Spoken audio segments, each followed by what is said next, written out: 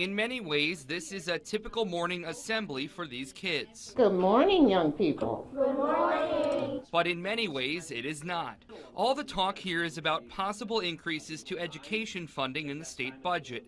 Increases Superintendent Sharon Contreras spoke about during her recent visit to Washington, where she was advocating for more school funding, saying it's needed to eliminate the school-to-prison pipeline and keep kids in school. But we cannot do that with adequate support services. That includes social workers, counselors, psychologists, and mental health services for our students. And I think the message was heard loud and clear. Both the state Senate and Assembly have each approved just shy of $2 billion in education increases for this year's state budget.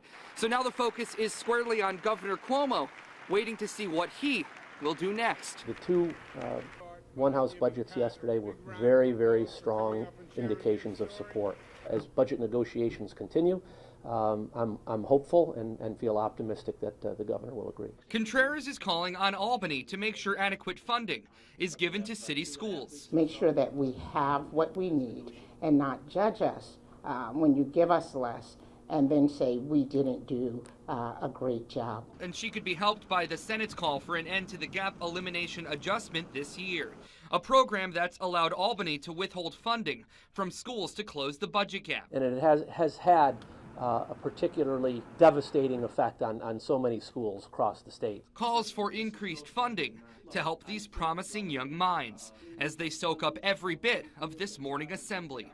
Reporting from Syracuse, I'm Alex Rusilla.